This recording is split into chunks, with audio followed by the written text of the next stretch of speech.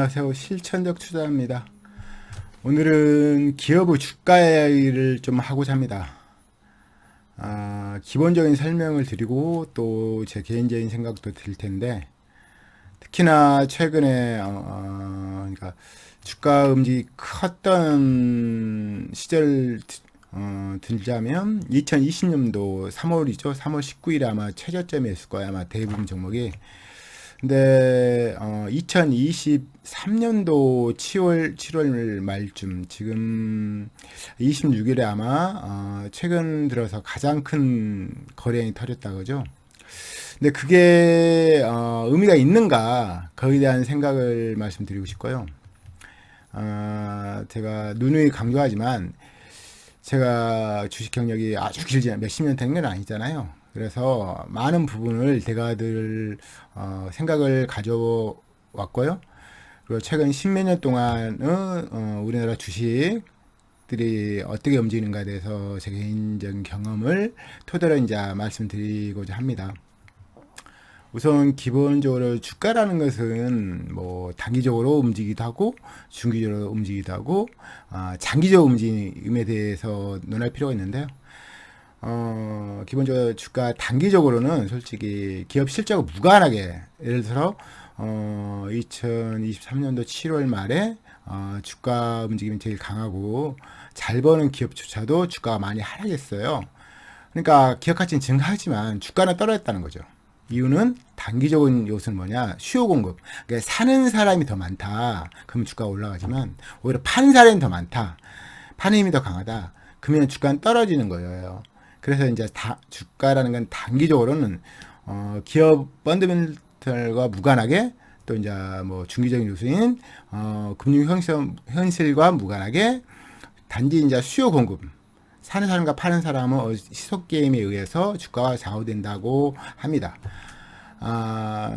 그건 이제 종목을 많이 보면 알게 되죠. 왜냐면 잘 버는 기업조차도 장이 안 좋으면 진짜 주가가 정말 급락해요.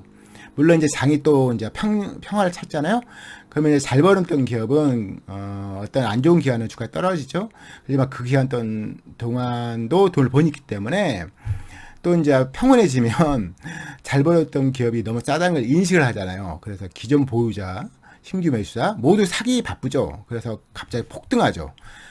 2020년도에 저희가 경험을 이미 했잖아요. 그때도 보면 2020년도에 정말 1년에 뭐 300%, 400% 올라간 게 적지 않았어요.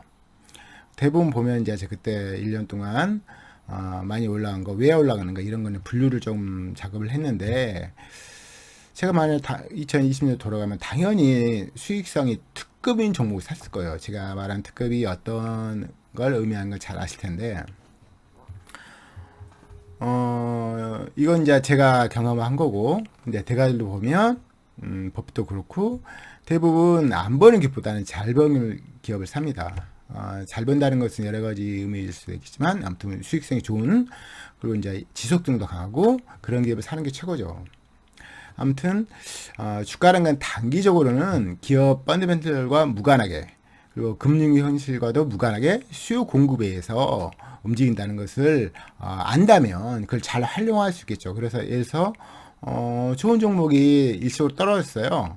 그러면 정말 좋은 매수기예요. 물론 이제 좋은 종목이라는 전제하에 까는 거니까 좋은 종목이라는 것을 충분히 인식을 해야죠. 그래서 2020년도도 정말 뭐 한두 달 만에 주가가 정말 급락했잖아요.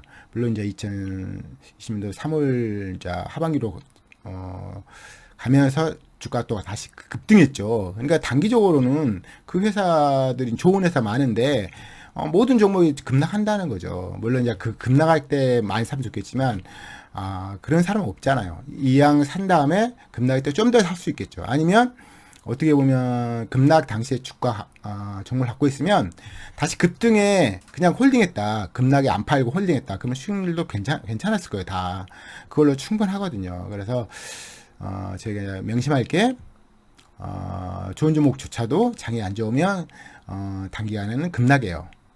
오히려 매수기인 거죠. 매도 타이밍이 아니고. 그래서 단기적으로는 주가 좌우하는 것이 수요 공급에 의해서 좌우되는 걸 인식을 하면 좋겠고요.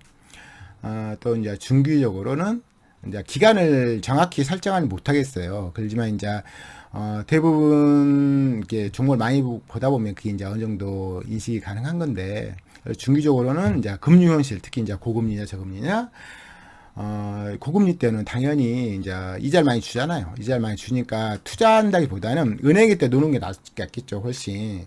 반면 저금리 때는 이자금이 싸니까, 그래서 기업의 입장에서도 되게 이율이 싸요. 그러면 그 돈을 빌려가지고 투자를 하고 싶을 거 아니에요, 그렇죠? 그래서 대부분 이제 앙드레 코스톨라니도 그런 말씀하죠. 고금리 때는 주가가 떨어질 확률이 되게 높고 저금리 때는 주가가 올라갈 확률이 되게 높다. 잘 활용하면 좋다. 이런 말씀 취지로 말씀하죠. 근데 이제 이게 그 기간이 좀 짧지 않아요. 뭐 몇 개월이 아니기 때문에. 그렇지만 저희들이 인식한다면 거기에 항상 부합하게 투자할 수는 없지만 알고 있으면 좋죠. 그래서 고금리 때는 자기가 이제 싸게 샀더라도 일정 기간 동안 떨어질 수밖에 없는 거예요. 물론 이제 떨어진 다음에 더 사면 좋겠지만 뭐 못 살 수도 있잖아요. 현금이 없으면 보통 대가들 보면 현금을 많이 갖고 있지 않거든요. 당연히 일부는 갖고 있겠죠. 그렇지만 항상 어떤 뭐 고금리면 뭐 주식을 다 팔고 뭐 저금리 때는 주식을만 사가지고 먹고 그러진 않거든요. 일정한 주식 항상 보유 중이니까 그런 걸 인식한 게 중요하지 거기에 걸맞춰서 항상 살 수가 없다는 거죠. 그리고 이제 가장 중요한 건 저희 이제 인식할 가장 중요한 내용인데, 그럼 장기적으로 주가는 뭘 좌우하냐, 어떤 게 좌우하냐, 무엇이 좌우되냐, 그걸 아는 게 되게 중요합니다. 2020년도 경영했고, 제가 만약에 10몇 년 전으로 돌아간다면, 뭐, 제가 이제 이제 소모임을 갖고 있습니다. 한 20명 좀 넘게 소모임을 갖고 있는데, 이런 강의할 때도 항상 똑같은 말 하는데, 그럼 뭐 제가 이제 최근에 그런 이야기를 말씀을 드렸는데 10몇 년 전으로 돌아가면 어떤 종목을 갖고 있을 거냐. 저라면 아마 그 당시에 가장 수익성이 좋은 종목 그리고 이제 계속 좋아질 확률이 높은 종목 보기에 그런 종목을 저가 매수해서 홀딩했으면 아마 10몇 년 뒤에 뭐 마음 편하게 꽤 높은 수익률을 거두었을 거예요. 그걸 이제 제가 느끼고 최근에는 안 버는 기업은 거의 관리조차도 안 합니다. 잘 버는 기업 위주로 매매를 하고요.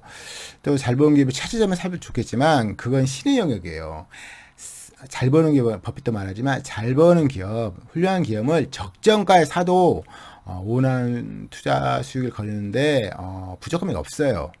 물론 뭐 현금이 생기면 더 사면 좋겠지만 잘 버는 기업은 주가가 안 올라가는 기간 동안이라도 기업가치 증가잖아요. 그래서 RO20짜리다 산다 그러면 20%는 증가한단 말이죠. 그래서 좀 싸다고 평가되는 그런 기간 그런 주가에 사놓는다면 뭐 기업 가치가 20%니까 20% 플러스 알파를 먹게 되는 거예요. 근데 이런 거에 대한 믿음이 정말 중요하거든요. 이게 이런 뭐 버핏이 말하잖아요. 안 버는 기업을 저가에 사는 것보다는 잘 버는 기업을 평범한 가격, 뭐 보통 일반적인 가격, 적정가에 사라 그러잖아요. 이런 내용을 예전에 다 알죠, 다 저도 알았고, 그렇지만 실행은 또 다른 문제예요.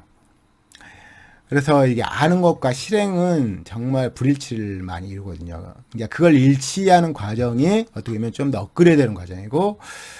저도 이제 예전에 알게 됐던 내용을 지금 이제 실행을 직접 다 하려고 최대한 노력하거든요. 그래서 잘 버는 거 사는 게 당연한 건데 그걸 엄청난 최저점에 살 수 있냐? 쉽지 않아요. 아무도 몰라요. 싸다고 평가되는 시점에 사고 더 떨어질 수 있죠. 10%, 20%, 30% 떨어질 수 있죠. 그렇지만 그건 어쩔 수 없는 거예요. 단지 이제 돈이 생기면 추가 매수할 수 있겠죠. 그리고 아무튼 제가 개인적으로 생각할 때는 잘 버는 기업 위주로 사야 되는데 왜냐면은 장기적으로 보면 기업 실적을 주가가 따라가는 게 당연하죠. 왜냐면은 예전에 뭐 자산 가치가 뭐 1,000억이다. 뭐 의미 있는 자산 가치가. 근데 매 10년 뒤에 막 한 3천억 됐어요. 아니 뭐 3천억 넘겠죠. 잘 버는 기업은 5천억 됐어요. 그러면 예전에 시가총액이 1,000억인데 한참 뒤에도 시가총액이 1,000억일까요? 그럴 수는 없잖아요. 그렇죠? 그래서 1,000억 자본이 1,000억인데 몇 년 뒤에 자본이 5천억 됐어요. 되게 이제 한 10년 뒤에.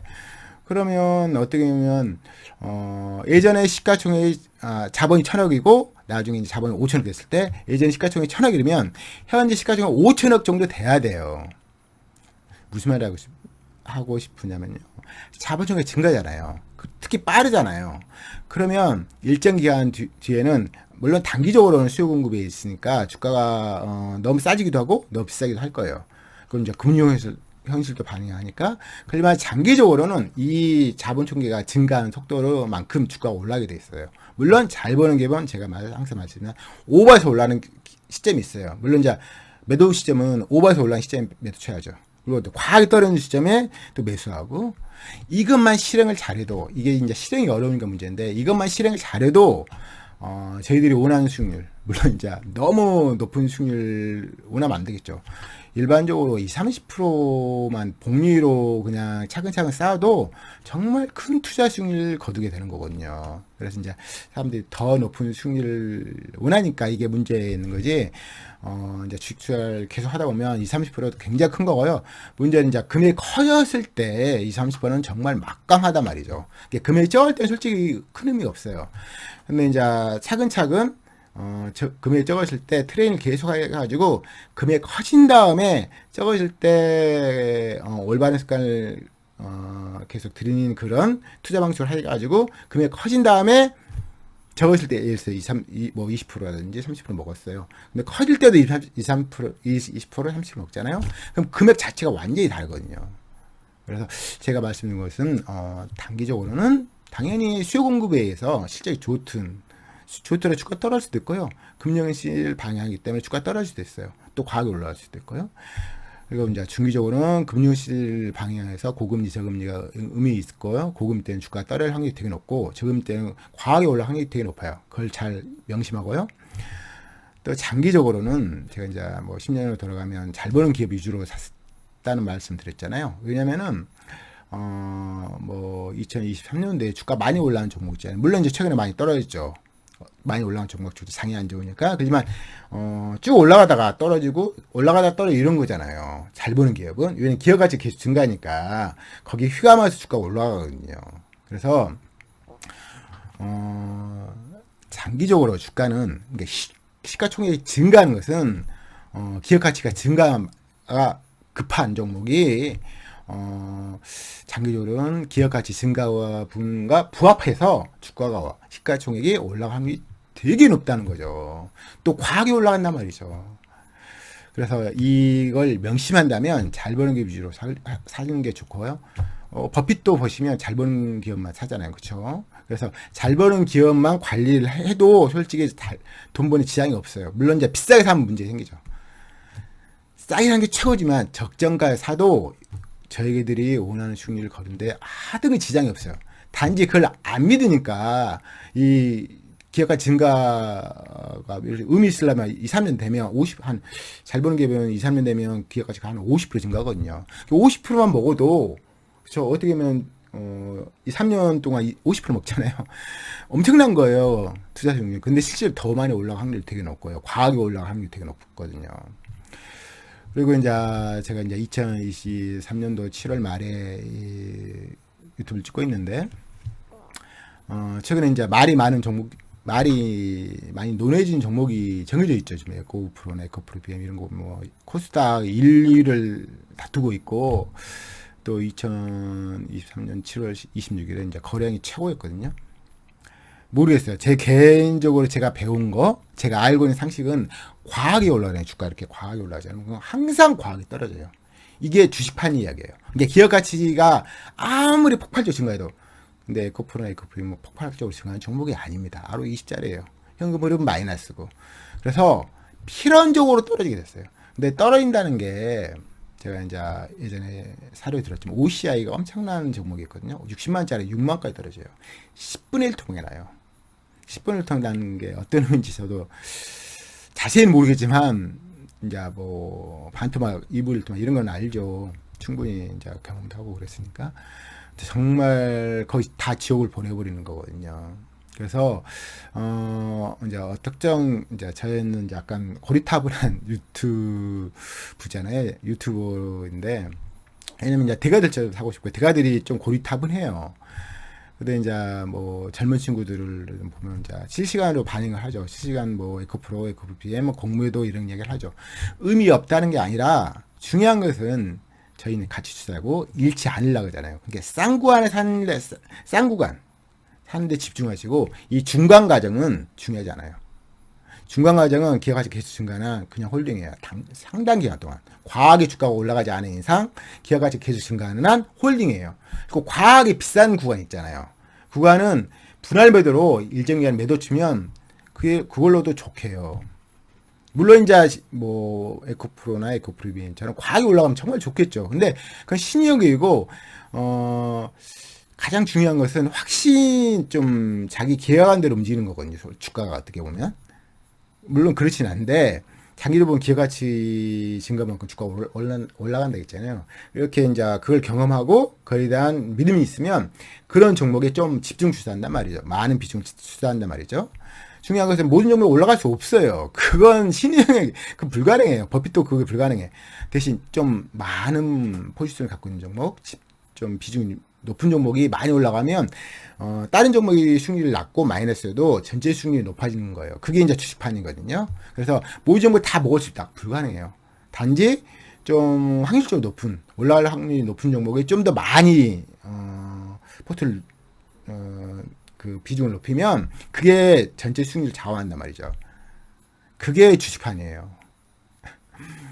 이제 경험을 해야 되는데 저도 이제 뭐 계속 경험을 하고 있는 와중이거든요. 뭐 한 가지씩 제가 말씀드리지만 이런 경험이 정말 제가 엄청난 수익률이 지금 바라지 않거든요. 대신 이제 버핏이 거뒀던 수익률 정도는 거두자 이런 마인드거든요. 그렇게 계속 습관을 들이고 나중에 금액이 더 커졌을 때 그때는 이제 정말 유력을 바라야 하니까. 그래서 오늘 좀 길어졌는데요. 이거는 단기적으로 주가 싸든 비싸든 주가 그때 이제 비싼 구간이든지 싼 구간인지 주가 좌우하는 것은 기업 실적이 좌우되는 것보다는 수요 공급에 의해서 추진할 수게요. 그리고 중기적으로는 이 금융실이 엄청 장기간 아니잖아요. 고금리 때가 있고 저금리 때 있잖아요. 그래서 고금리 때는 주가 떨어질 확률이 되게 높고 저금리 때는 주가 올라갈 확률이 되게 높다. 이걸 인식을 하시고요. 그러면 장기적으로는 이제 가장 좋은 방법 주차트나 월차트 보시면 몇 년, 한 10년 전보다 주가가 엄청 많이 날라간 종목을 분석을 해보세요. 그런 기업의 실적이 어떤 건가. 대부분 실적이 꾸준하게 좋아지든지 아니면 폭발적으로 좋아지든지 대부분 그래요. 물론 이제 아무리 좋아지더라도 실적이 갑자기 매출 꺾이면 주가는 진짜 급락하거든요. 그러니까 그러지 않을 종목을 사는 게 최고예요. 어떻게 보면. 그래서 이제 IT 반도체를 제가 연례하는 이유는 되게 단순해요. 주가 떨어진 걸 맞이하고 싶지 않은 거예요. 왜냐면 떨어진 게 매출 꺾이면 떨어진 게 정말 무섭고 다시 회복 안 할 수도 있어요. 왜냐면 오버서 올리는 종목은 떨어지는데 예전 매출보다 훨씬 상해서 급증하지 않은 이상 주가 예전 주가를 못 올라가거든요. 그리고 실수를 안 해야 돼요. 주식이라는 것은 물론 실수 안 할 수는 없어요. 그렇지만 어떤 종목을 샀는데 이제 비중이 높은데 그게 이제 막 수익률이 엄청 급나가잖아요. 그러면 전체 수익률이 정말 안 좋거든요. 그래서 최대한 잘 짜면서 안 버는 기면 좀 열애시키고 잘 버는 기 위주로 타고 그 중에 이제 10종목 샀다. 그러면 한두 종목이 많이 올라가 되고 두세 종목 정도 뭐 다섯 종목 두세 종목도 많은 거예요. 솔직히 그 종목이 많이 올라가면 그게 이제 몇백 프로 올라가더라도 전체 수익률이 20-30% 그래도 만족스러운 거예요. 대신 이제 많이 급나온 종목은 안 사는데 사면 안 되죠. 그래서 조심해서 사야 돼요. 그래서 떨어지면 제가 뭐라 했죠? 떨어지면 참매수를 싸게 한다고 쳐요. 근데 떨어져. 보통 다 떨어져요. 떨어지면 더 살 수 있는 종목만 사는 거예요. 그래서 애초에 진입을 비쌀 때 아예 안 하는 거예요. 그게 최고예요. 되게 중요합니다. 오늘 여기까지 하면 좋겠네요. 너무 좀 하다 보면 좀 길어졌는데 아무튼 장에 너무 연연하지 마시고 주가라는 것은 이렇게 오락내락해요. 상향님 떨어져요. 근데 기업가는 계속 증가 중이니까 기업가 증가 중인데 주가만 떨어지면 어떻게 갭이 커지잖아요. 그래서 좋은 종목은 주가 떨어지더라도 갑자기 기업가 계속 증가 중이니까 갑자기 급증해요. 주가가 급등해요. 그게 진짜 주식판이거든요. 십몇 년 동안 항상 그래왔어요. 근데 이제 그 기간 동안 기다려야 돼. 그게 어려운 거예요. 그래서 기다릴 수 있는 상황인가, 잘 기다려도 되는 상황인가를 염두에 두고, 특히 이제 전업자들은 좀 쉽지 않죠. 그걸 항상 염두에 두고, 내가 원래 실적 좋은 종목 샀는데도 주가 떨어져요. 어쩔 수 없는 거예요, 그게. 왜냐면 그런 시기가 항상 있는 거거든요. 그래서 그렇지만 장기적으로는 기업가치가 연동돼서 주가가 올라가니까, 시총이 올라가니까 그걸 믿으시고 경험을 하셔야죠. 경험을 계속 하시면 돼요. 그래서 이제 버핏 방법이고 이게 대가들 방식이거든요. 그래서 뭐 에코프로나 에코프로는 지금 주가 엄청 비싼데 그때 분석이 의미 없어요. 어떻게 보면 다 매도 쳤어야 돼요. 1000% 이상 날라갔잖아요, 1년에. 그걸 지금 수급이 어떻다 이런 논할 의미가 없는 거죠. 매도 쳤어야 돼요. 왜냐면 다른 승리를 안 줬더라도 그 종목이 좋으면 좋잖아요. 그걸 지금 현재 뭐 누가 사고 누가 팔고 뭐 수급이 들어와서 뭐 헤지펀드가 누가 사서 돈 있는 좀 돈놀이를 했다. 이게 중요하지 않다니까요. 싸게 샀으면 매도 쳐도 되는 거예요. 이거 불안해서 어떻게 갖고 있어요. 그쵸? 그래서 과하게 올라왔잖아요. ROE 20짜리예요 겨우. 이걸 아시고 너무 시세에 연연하지 마시고 대가들 좀 사고 싶으면 그 초월해야 돼. 물론 쉽지 않아요. 저도 쉽지 않아요. 저도 쉽지 않고 그렇지만 쉽지 않은 게 어떻게 보면 주식사고 마음을 진정하고 하는 습관을 들여야 돼요. 결국 저희는 큰 투자 금액 커질 때가 정말 진짜고 그때 이제 평균심을 잃지 않기 위해서는 좀 적을 때 계속 그 습관을 시켜야 됩니다. 아무튼 계속 길어지네요.